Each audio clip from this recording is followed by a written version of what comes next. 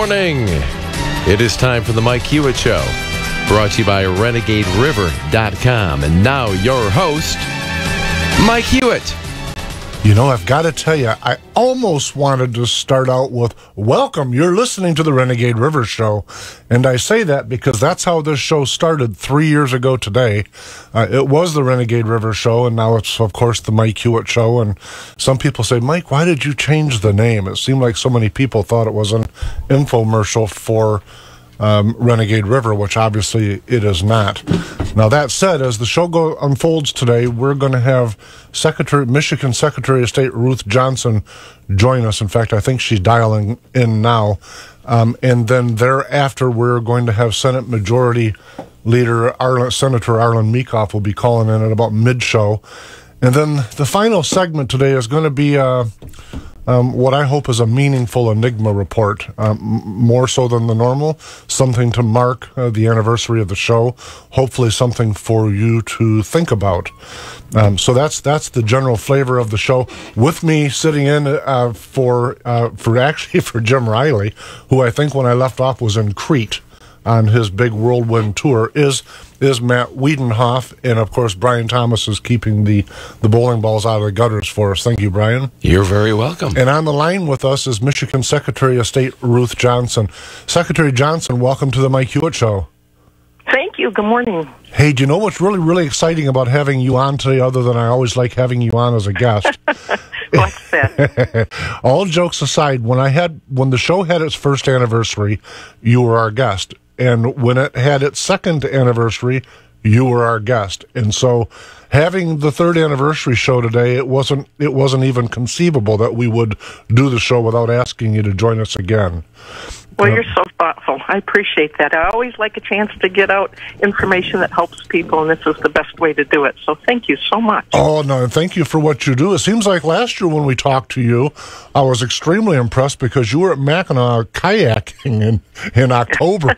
I went, who is this lady? How do you do that? It's a good way to get out the information that we have online services so you don't have to wait in line. You simply print the receipt, carry it in your wallet, and we'll send you the tabs. You're good to go just with that receipt. And I can't figure a way to get it out to people because we don't have enough money to advertise. So I thought if I put that on a sail on a kayak and go across the straits from Mackinac Island to Mackinac City, maybe people will pay attention. Yeah, but you were an ice cube when you got to the other side, I think. Luckily it's so much work that I was just glad to get there so I could use the restroom. Oh, a little dose of reality for us. Listen, let me ask you, I've got a handful of questions for you. Sure. Because, well, first off, I've got some questions. Before we get to that, I'm not sure that everyone understands what a Secretary of State does. So before I dive into the questions I've got about what you're doing, can you tell folks what it is a Secretary of State is on a state level? Sure. First of all, probably the most important thing as far as integrity goes is that I'm the chief election official for the state of Michigan. However, thank your 1,399 local clerks who conduct the elections. We're always there to assist them and help them and train, too. So we make sure everything's done properly by your local clerks, and I have to say we have great local clerks that do a fabulous job. We have home rule. We have the second most clerks that conduct elections in the United States of America. So I'm very proud of them and the people that they hire, the true patriots. Be nice to those people. They work long days during election. Yeah. The other thing that we do is all the DMV, all the motor vehicle stuff. So your driver's license, your tabs on your car, all our 131 offices, plus expressos.com. And now we have my timeline in our busiest offices, our 18 busiest offices, so you can make an appointment so you don't have to wait in line. And one of the most obscure things that I didn't know until after I got the position is that we're also in charge of cattle brands. And the Great Seal of Michigan, too. Wow, very, very nice on both accounts. I got to tell you, I haven't done a head count, but with all of those offices, you're the chief of a lot of employees. That's a big responsibility. About 1,500, but we have 25% less staff than we did a decade ago because we're trying to provide the best possible services at the lowest possible cost. So we're trying to techie up so that we can do it for less cost, and we're also trying to make sure people don't have to wait in line any longer than they have to. So I'd like to remind people, don't go during lunch hour. We're half-staffed usually, if they can get around that. And on a short week, don't come on 4th of July week or Memorial or Labor Day week or some of those weeks where they're short, because we have to put 5 days of work into 4 days. One of the Express SOS. Well, in fact, that's chief on my list that I wanted to make sure that I talked to you about, because on one hand, as a fiscal conservative, I like what you have done in tightening down the operational side of your office. And then on the other hand, I like that you've given us some choices, and one of them I wanted to, if you would tell listeners, what is ExpressSOS.com? You simply go online. You can use any search engine to look it up or type in ExpressSOS.com. And you can renew your driver's license on the 4th. You're on the 8th. We need a new picture or your state ID. You can get a lost title, a lost registration, your tabs, most importantly, because those are annual. You can just go in 5 minutes before midnight, or if you want to pay $10 extra, you can go in after your birthday, but hopefully you do it beforehand. And you just type in everything, and 96% of the people can do this, and then they type the receipt or print the receipt, carry it in their wallet, and they're good to go. They're legal without the tab on their car. So if you're one of those people like me that wait till the last minute or can't find it on the china cabinet, just go on to ExpressSOS.com with a charge card, and we'll be able to help you out without you even having to drive in or come in. It's called Print and Go. And away you go. We do 7.6 million transactions so far on that. One of them was me, is consumer, or as I refer to it as citizen protection, and things like insurance fraud and dealerships that are spinning odometers, etc. It looks pretty good that will get rid of a lien when the lien's still on it. Some poor, unsuspecting person that would have no way to know. And I've seen that in the Lower Peninsula, the Upper Peninsula, where somebody's paid maybe whatever is going on civically. But we have a few bad actors, and we've closed them down more than ever in the history of the Secretary of State. Some of them have had chop shops. And 4 years in the retail automotive business, not in sales, but in general operations and management. And to me, when I look at the auto industry as it's developed to where we're at now, and I think this is a truism regardless, it doesn't matter whether we're talking about elected officials or Catholic priests or teachers or plumbers.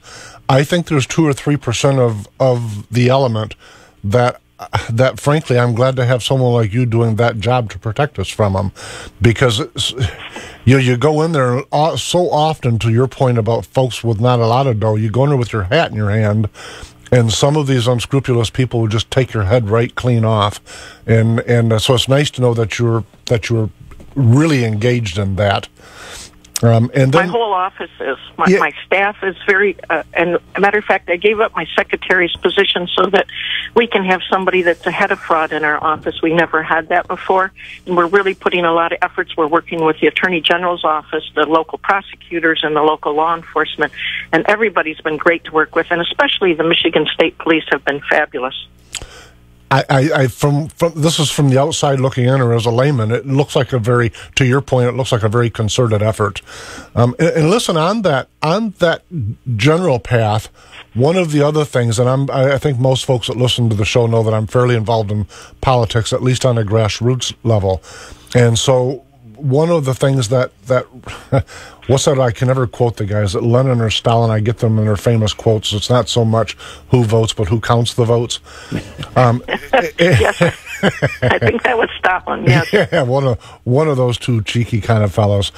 Election integrity is on my list for you, and in terms of having you expand on it a little bit, it is so crucial to protecting our American way of life that citizens have a voice, and that voice is actually heard in numbers. Even sometimes when I don't like the results, Secretary, I can stand back and go, but that's the will of the people, and I'm okay with it. But it's you in your office that's responsible. So how do you, what's all involved in? How do you clean up the rolls? How do we make sure the system is as good as it can be? Yeah, that's a good question, because I think that is probably my most important job of all, because you're right, we have nothing if we don't have a fair system. And there's a few people on both sides of the aisle or other parties that will cheat if they get an opportunity. I think that's that 2 or 3% thing I was talking about. I think you're right, and so we have to constantly stay ahead of the game because there's all kinds of new gimmicks, so to speak, and so we've put a lot of effort into that with our fraud folks. And one of the things, you're absolutely right, cleaning up the qualified voter file. There was a time we had so many people on the qualified voter file because it was so difficult to get people off, but we've made a concerted effort, and we've removed an unprecedented 350,000 dead voters, dead people that were on the qualified voter file. We've sent 660 letters to non-citizens telling them they can't vote. We've canceled 169,700 voter registrations this year alone. And by the end of the next election, we'll have taken off 1 million people that were dead or had moved, that just simply don't belong on our voter rolls. And it takes a longer time than I would like because under federal law, we have to put them into a column that says they haven't voted and they've moved, but we have to give them 2 federal elections to be able to take them off by law. So we're doing that, and we're also working with Congresswoman Candace Miller to try to do something to expedite that, because that's just too long when people are registered to vote in more than one state. It is. I applaud you for what you're doing, especially reaching out to people like Congressman Miller and other assets that are here in our state to get the job done. Listen, before we get too much further down the road, I've got 2 more things I want to touch on, and one of them is a little bit of a self-interest thing. Do I understand the law has changed in terms of who's going to be functioning CPLs for gun carry? Is that a Secretary of State function in the near future? At this point, I'm not sure. That's something that the legislators are talking about, and we'll find out what kind of law that they pass. Of course, there's all kinds of issues with having the Secretary of State's office do that because they're only built to be so big, and we're trying so hard to move the lines along. We've done things already that we've added on to because we want to help, such as helping our veterans by putting veterans designation on our licenses. Now when somebody comes from another country, we put limited term on their license. We check all their paperwork, and we only let their license go until the date that their passport or visa is good for, so that they don't stay past that with a driver's license. Our staff has done a great job. So we'll have to see how we would be able to accommodate that if the legislature passes that. I was a county clerk at one time in Oakland County Clerk Register of Deeds, and we did it at the county, and it worked pretty darn good. I think it does in different areas. I'm, as you probably are aware, I own a sporting goods store, and so I've got counties within my circle of business that are, some of them are wonderful, some of them not so much. Some of them can't take their political hat off their head to do the function properly. And listen, I don't know that there's a right answer across the board, but it's certainly something that I'm keeping an eye on. But I do want to ask you one thing before we run out of time that you just touched on a little bit in terms of folks that they're foreigners to the United States that are here, for instance, on a non-permanent visa or a permanent visa. We've got some non-residents that are authorized to be here. And when they get a driver's license, does that somehow provide them the right to vote? Oh, absolutely not. We are part of a global economy, so it allows them to drive a car. We want to be the headquarters for a lot of these global companies. That's a great thing. But absolutely, if you're not a citizen, you can't vote. And one of the things that we had the legislature vote on that we pushed very hard and we got almost unanimous, and the governor signed, is every time you ask for a ballot, you have to fill out a form. And we added on to that you say, I attest that I am a U.S. citizen. I'm 18. I live in in this particular precinct, to make sure that people know you can't vote if you're not a citizen, because the voting that took place, what we found was most people thought it was okay because of an antiquated federal requirement that said we must ask everyone if they want to vote when they come in. It should have said every United States citizen. And unfortunately, a lot of people were asked and speak English, signed up, and then voted. So we know that just can't happen. One vote can make a difference. We've seen that in many elections where a handful of votes make a difference. So we've worked very hard on that. Not only with that, but it hurts those people that voted because it's a felony, and then they can't be a U.S. citizen, even if they did everything else right and were confused on that one issue. So I support immigration when it's good for the community, the state, and the country. My dad was an immigrant, but you simply cannot vote. Amen. Secretary Johnson, we're out of time, but listen, I genuinely appreciate two things. First off, what you do as Secretary of State, I really applaud you. You're doing an absolute fabulous job. But I also want to personally thank you for joining me on my anniversary show again. It's great. It's a treat for me. I appreciate having the opportunity. Very, very good. Thank you very, very much, Ruth Johnson. Thank you. Folks, we'll be right back. And now back to the Mike Hewitt Show, brought to you by RenegadeRiver.com and your host, Mike Hewitt. Hey, thank you very, very much. Listen, joining the show now is the Michigan Senate Majority Leader, Senator Arlan Meekhof. Senator, welcome back to the Mike Hewitt Show. Hey, good morning, Mike. Listen, there's a whole bunch of things floating around, and two things. First off, as I said to Secretary Johnson, I couldn't think of a better people to join us on the anniversary show. So thank you very much for joining us this morning. I know you've got a crazy schedule, but some of the things I wanted to get into was one of the issues is kind of one of those passion issues for me. Senator, where are we at with the prevailing wage legislation? Oh, great question. And congratulations on the anniversary, by the way. I forgot to say that when I first came on. That's awesome. Thank you.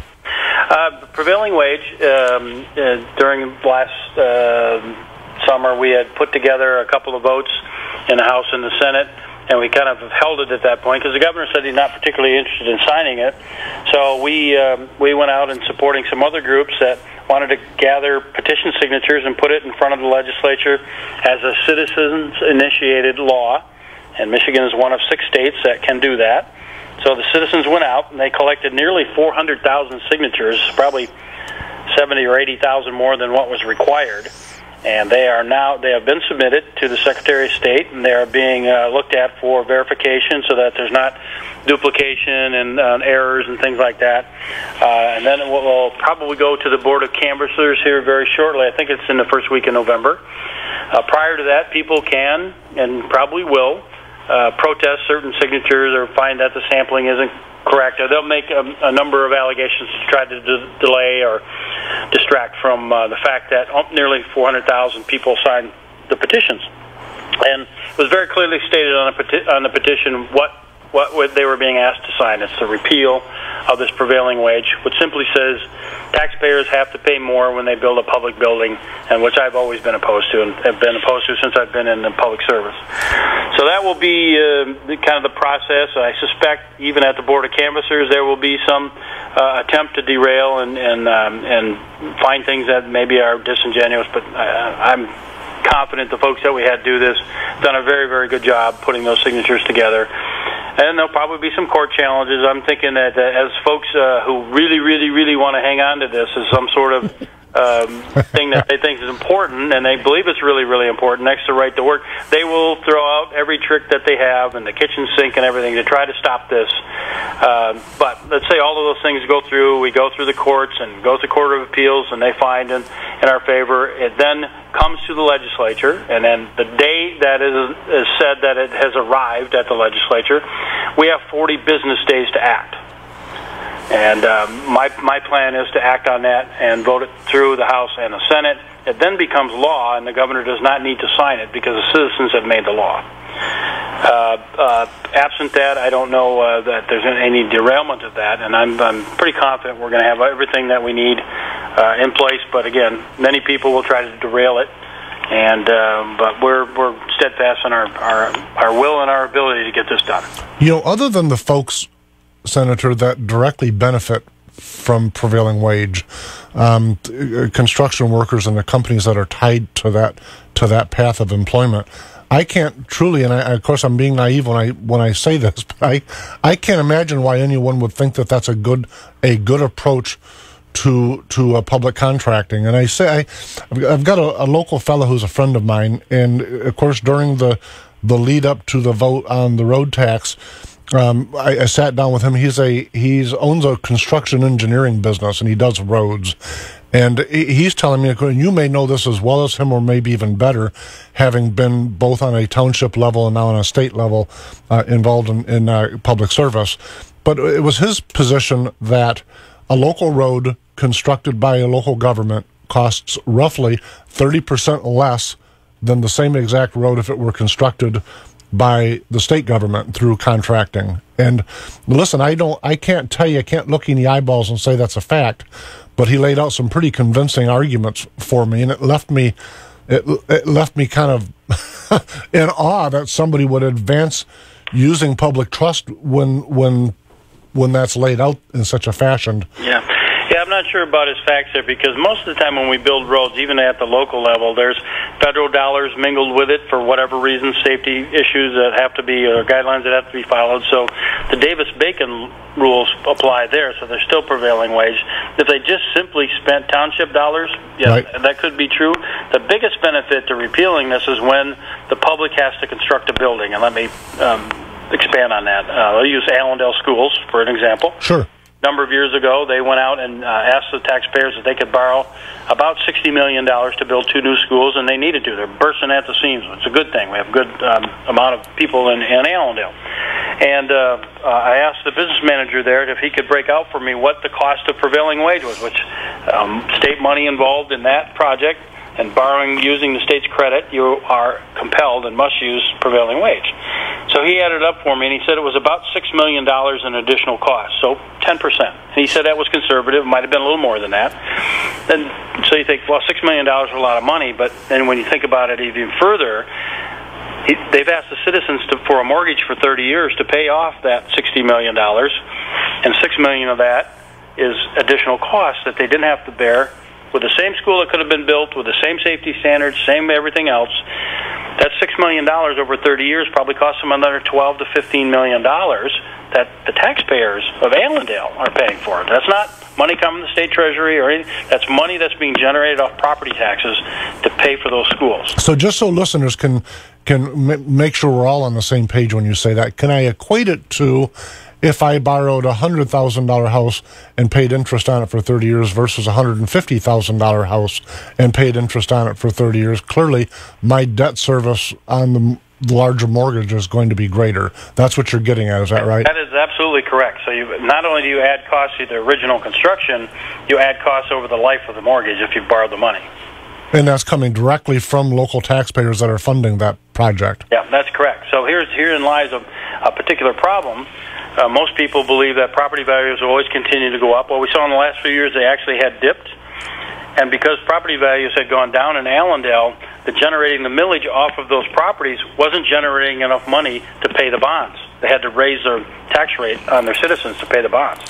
And it even goes a little bit to areas that folks may not consider. And when you're looking at property values moving one way or another, in good economies, areas that are along, for instance, the lakeshore, which is where we are all tied to.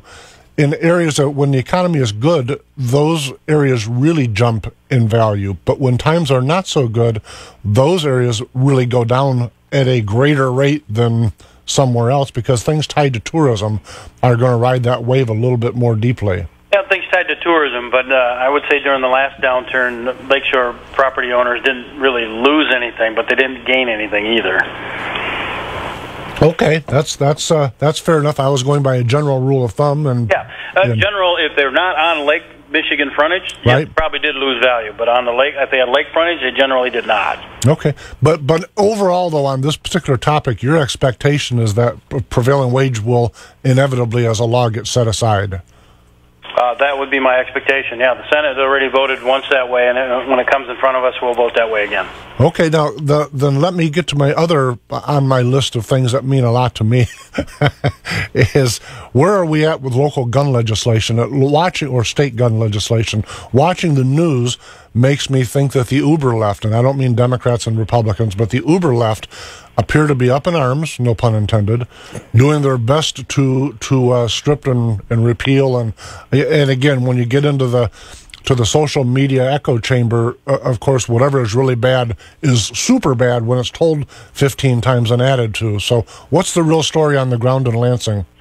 Well, we're trying to address a number of things in gun legislation. Senator Green has been our lead on that, the guy who actually helped us make sure that concealed carry was a shall issue type thing. And he's been just a pit bull on these issues and trying to solve problems in the quirks that we have in one of our laws, which is the open carry law. And folks that want to open carry and do so on school property are within their right to do so because the law says they can. But then the law also says that the school must shut down when they see a gun like that. So there is a real concern that when somebody does openly carry, the school stops and then kids lose a whole day of learning and other things like that. So we're trying to make it so that you can conceal carry in those areas, and therefore still have your constitutional right to protect yourself. If the sight of the gun is not a problem, then the school doesn't have to shut down. So that's one of the things we're working on. And there's a couple other things too, and I don't have them in front of me, Mike. I'm sorry, I forgot to put that folder in front of myself. But that's the main one, and I think it's like a person that wants to open carry in school. It's like yelling fire in a crowded movie theater. It's probably not the responsible thing to do. Do you have the right to do it? Yeah, but with those rights come responsibilities, and we should exercise restraint, still being able to have the ability to protect ourselves because our security is only our responsibility, and then also being responsible on the school side so that the folks can still continue to educate our kids. To me, I'm obviously a gun advocate. Having said that, I'm also a respect and common sense advocate. And there are some places, I sell guns. Clearly, I have an agenda here. But listen, I put 4 daughters through our local school system, loved it, give it really high marks, but it never occurred to me that it was necessary to strap a gun on and go visit the counselors. So to me, it's a very foreign thing that some folks want to do. On the other hand, when I look at the gun-free zones, as we all have watched the news with all of these shootings in America, clearly there has to be a better answer, and I happen to like the one that you just articulated, but very much, because one to me defies common sense, and the other one is constitutional a right, and it's common sense also. Yeah, and I agree with you on the gun-free zones, because whatever mental state folks are when they make the calculation to go to these areas, mostly it's calculated on the fact that they won't meet any resistance. And I say that, and not to say that's what they're always going to do or should do or mandated or thought that they're going to do. Just that if you juxtapose that against a police station or a donut shop where the cops would be for having their donuts or whatever, you notice those instances don't occur there. Yeah. They only occur where there's the absence of some sort of resistance, because for the most part, they are not in the best mental state, and I feel bad for them, but it isn't the gun's problem. I mean, when a drunk driver hits somebody with a car, we don't blame the car, do we? No, so some of it just absolutely defies, to use that same term, common sense. And to your examples, you never hear of a gunfight in a gun shop. And so, I mean, there are some things that most of these people, as I understand it, again, I'm a layman, but to me it looks like most of these folks are wanting to commit suicide, and they're purposefully taking people for media reaction with them. And so I think that there are a number of things that we can do as a society. For instance, media can alter how it's reporting them, and as a society, we can alter how we're reacting to them. But the greater part is we need to take a much longer look, at least in my view, as how we're dealing with mental health in America. Right now, as again, a layman from the outside looking in, it looks like most of those folks, good intentions or otherwise, are hung up on billing hours more than they are curing people. That's my view, and I think that's why we're having the kind of occurrences we are. Yeah, I would tend to agree with you, and I think I would just simply point out, that the far left or whatever group thinks that gun is the problem. When they say it needs to be a total gun-free zone, we're seeing that doesn't work. So that solution really is not a solution. Right.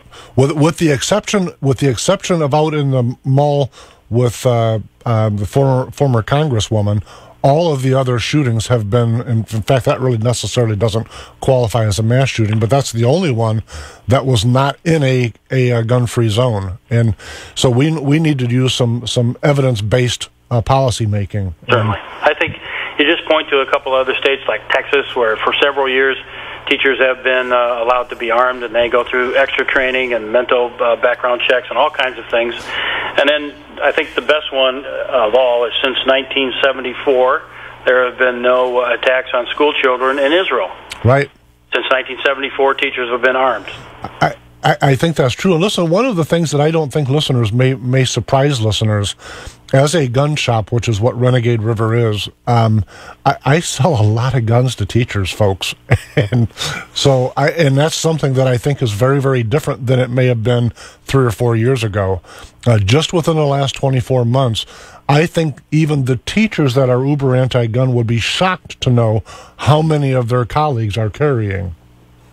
Yeah, and unfortunately, they don't, unless they carry openly in the school, they're not able to exercise their right to protect themselves, and then they would be causing a problem. That's exactly true. Listen, last thing before we run out of time, and by the way, if you've got something on the agenda, we'll make time for that, Senator, but I wanted to ask you also, because I'm very confused on this topic, legislation as it relates to transferring the responsibility of the CPL, or concealed pistol licensing, from local county to Secretary of State.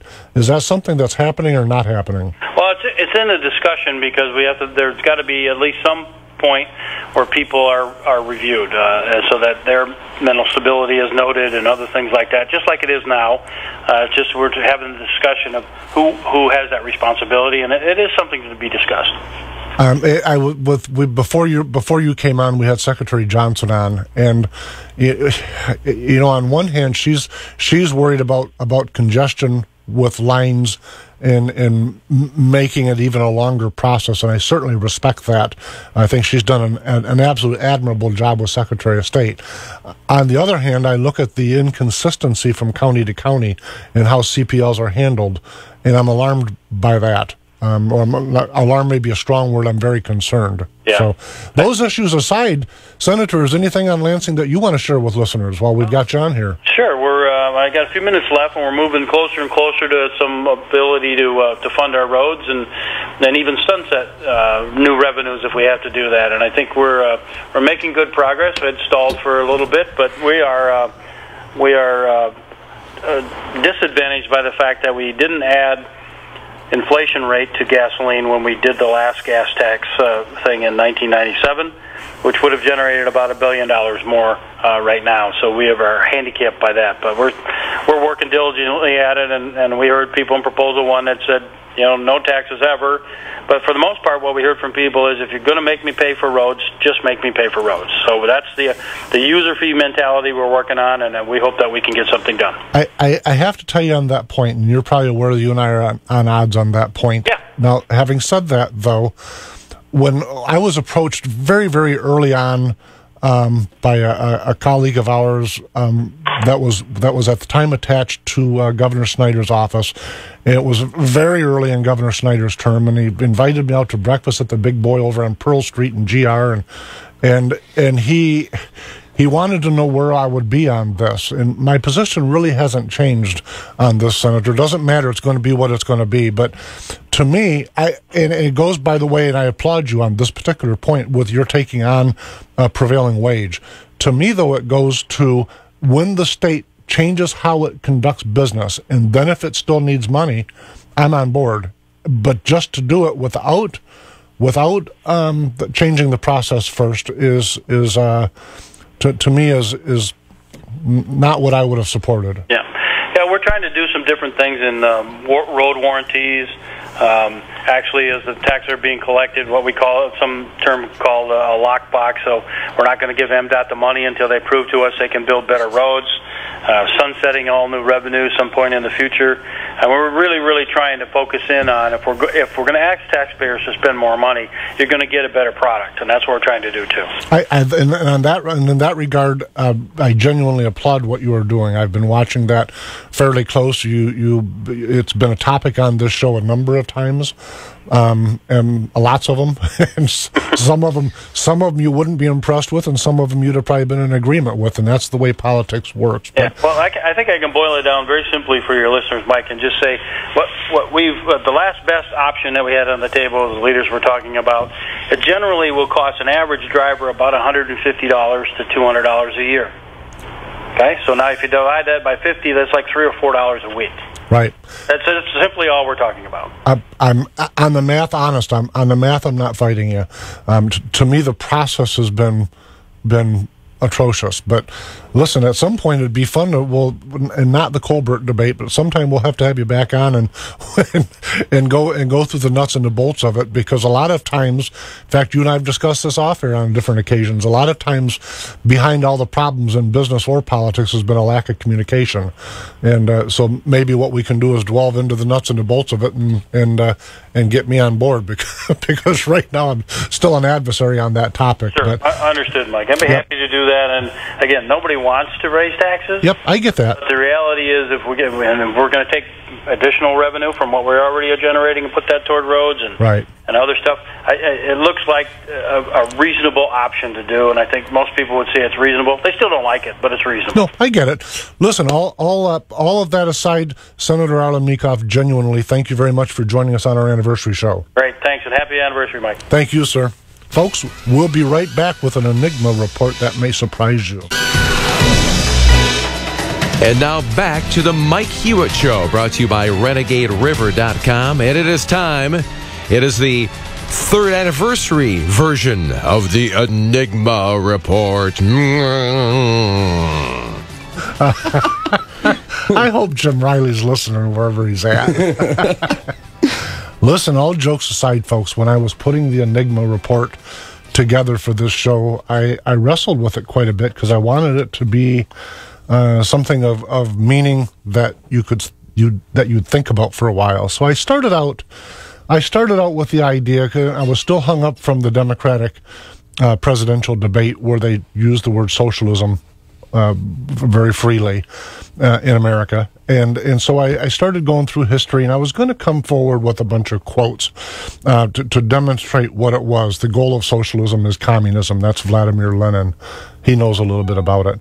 But then along the path I stopped, because something got very, very obvious to me.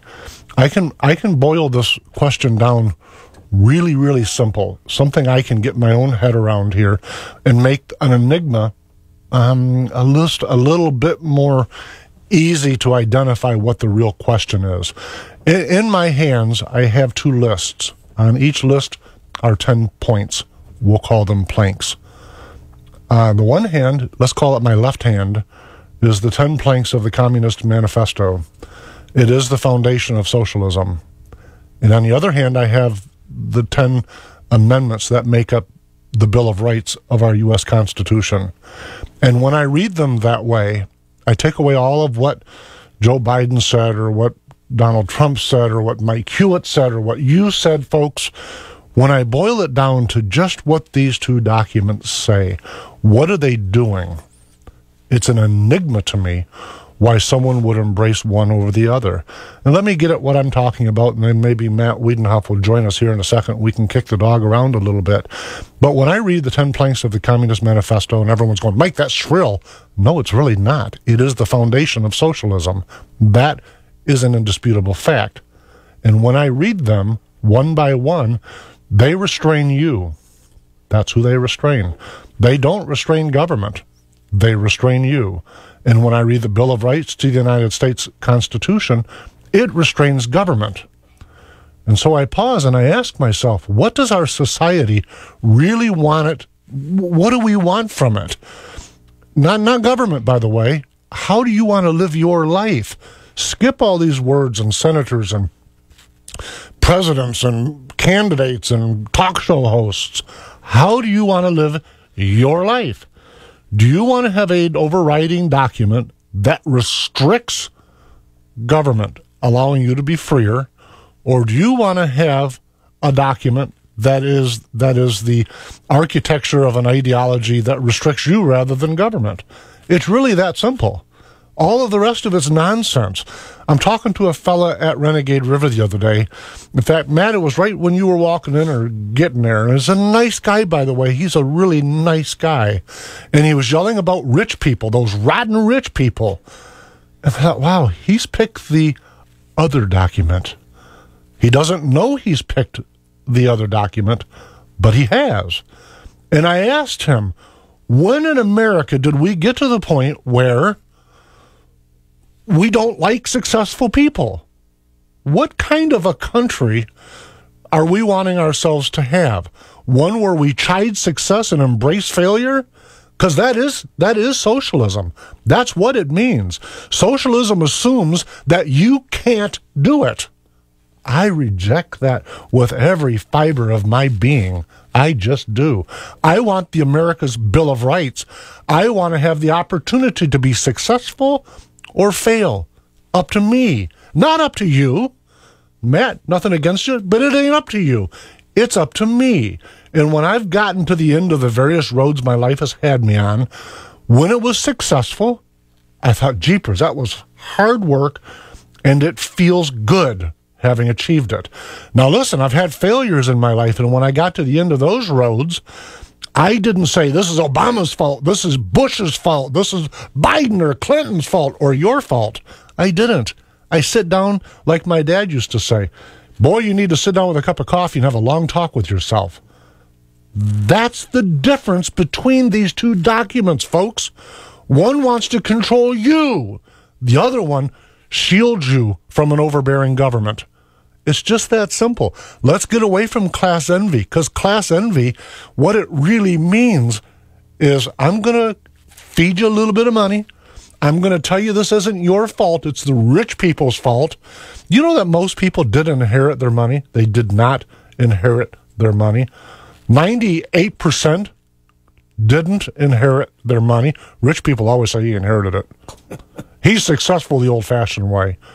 It's almost 100%, but it's not. Didn't inherit their money. Like I told the fellow at Renegade River when we were chatting. I said, so the poor slob goes to work full-time and gets himself a bachelor's degree, and he keeps going to work full-time, and he gets a master's degree. The guy's only working 75, 80 hours a week, and somehow luck fell in his lap. That is such an insulting ideology. It's nonsense. It is as nonsensical as it is to say, I don't like successful people. In America, you don't like successful people, really? That is an enigma to me. In a country that used to pride itself in opportunity to be successful. Matt, am I off in the ditch? 100% correct. Mark Cuban, multi-billionaire, owns the Dallas Mavericks, along with other companies.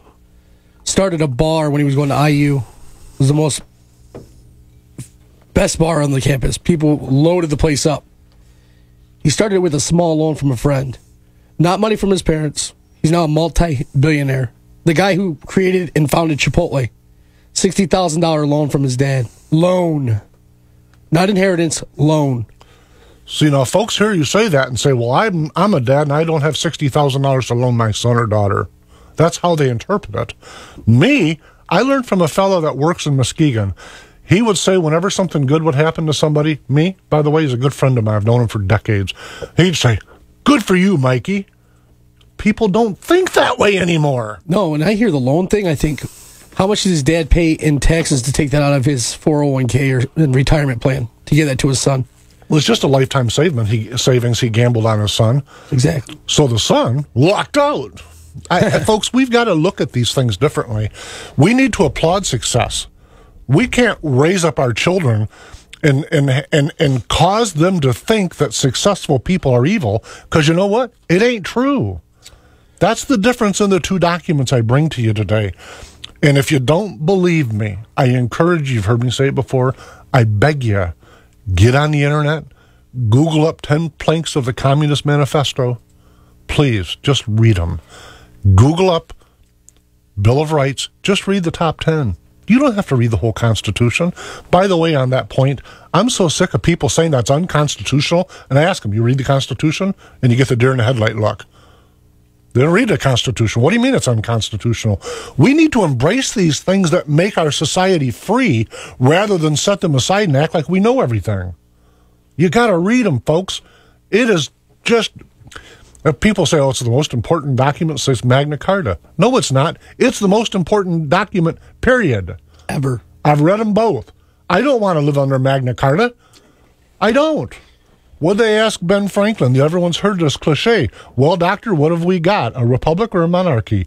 A republic if you can keep it. Right now, when we're debating socialism, by the, oh, Mike, that's just an economic engine. No, it isn't. It's a way of life. And if you don't believe me, read the 10 planks of the Communist Manifesto. Don't think I'm being shrill. Read them. Read them, read them, read them. That's all I can say. Happy anniversary, Mike. It is the 3rd anniversary. I'm still saying, welcome to the Renegade River Show. He says I got 45 seconds and music is going off. How many different songs have we had during the course of this radio show, do you know? I would say at least 3 to 4. I think 5. I miss Oscar. Oscar did a great job. Brian is really doing a good job at keeping me off the time. He says 30 seconds. I was disappointed today. That I wish you folks could see the little notes he holds up. Where was Jim's pajama shirt today? Yeah, he's in Crete with his PJ shirt.